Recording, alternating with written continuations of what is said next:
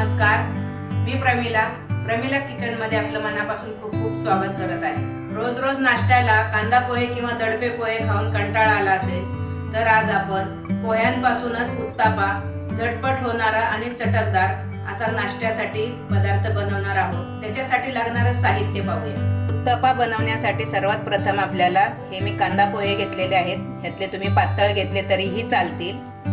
बारीक चिरलेला एक कांदा घेतलाय, टोमॅटो, 2 मिरचीचे तुकडे घेतलेले आहेत।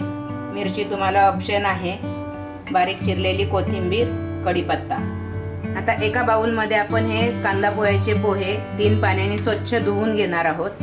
आता आपण हे 3 पाण्याने पोहे स्वच्छ धुवून घेतलेले आहेत। पोह्यांवरती पाणी येईल इतपतच पाणी ठेवा, कारण जाडे पोहे आहेत, थोडेसे भिजले पाहिजेत म्हणून आपण पाणी ठेवलेलं आहे।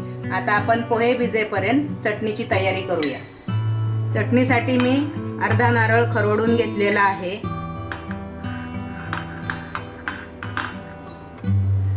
2 मिरचीचे तुकडे घेतलेले आहेत। मिरची तुम्हाला तिखट आवडत असेल चटणी तर तुम्ही जास्त घेतली तरी चालेल। 3-4 पाकळ्या लसणाच्या आणि थोडीशी कोथिंबीर। मीठ घालून चटणी बारीक वाटून घ्या। पहा आता आपले पोहे छान भिजलेले आहेत। पहा छान बारीक होतात। आता आपण त्याच्यामध्ये हा बारीक चिरलेला कांदा घालणार आहोत, टोमॅटो, हिरव्या मिरचीचे तुकडे। लहान मुलांना तुम्हाला करायचे असतील तर तुम्ही हिरव्या मिरचीचे तुकडे नाही घातले तरी चालतील। बारीक चिरलेली कोथिंबीर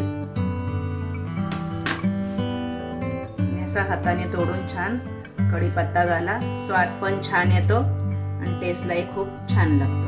आता आपण हे छान मिक्स करून घेणार आहोत।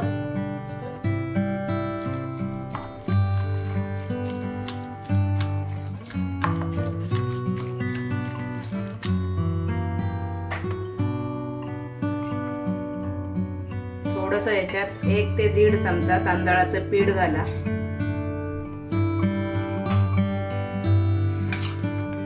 चमचा भरून बेसन पीठ घाला। तुम्हाला कच्चं जिरं असं अख्खं आवडत असेल तर तुम्ही जिरं टाकलं तरी छान लागतं। थोडीशी हळद घाला, चवीला हिंग घाला।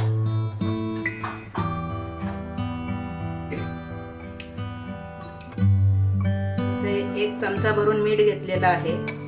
तुम्हाला जास्त करायचे असतील तर तुम्ही जास्त मीठ घ्या। ते छान मिक्स एकजीव करून घ्या।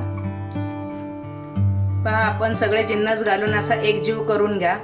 पहा आपलं बेटर थोडंसं घट्ट वाटत असेल तुम्हाला तर तुम्ही थोडंसं पाणी घालून ते पातळ करायचं। खूप पातळ करायचं नाही, कारण आपल्याला उत्तापाच टाकायचा आहे। असं छान एकजीव करून घ्या। पहा मी एकीकडे पॅन पण गरम करायला ठेवलेला आहे। पॅन गरम झालेला आहे। थोडंसं तेल लावून घ्या।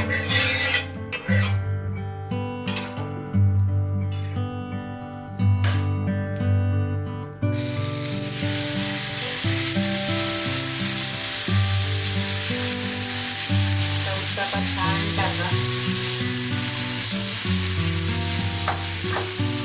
थोडंसं साईडने तेल सोडा। 2 मिनिटांनी आपण पलटी करणार आहोत। तर आता आपण 2 मिनिटं झालेली आहेत। आपण हा उत्तापा पलटी करणार आहोत। पहा कलरही खूप छान आलेला आहे। एकदम झटपट बनलेला आहे। खायलाही चटपटीत आहे।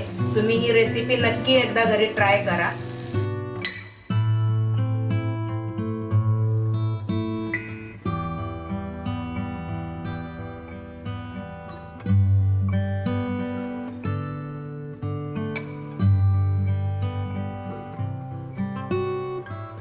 तर माझी ही रेसिपी तुम्हाला कशी वाटली हे तुम्ही मला कमेंट करून कळवा।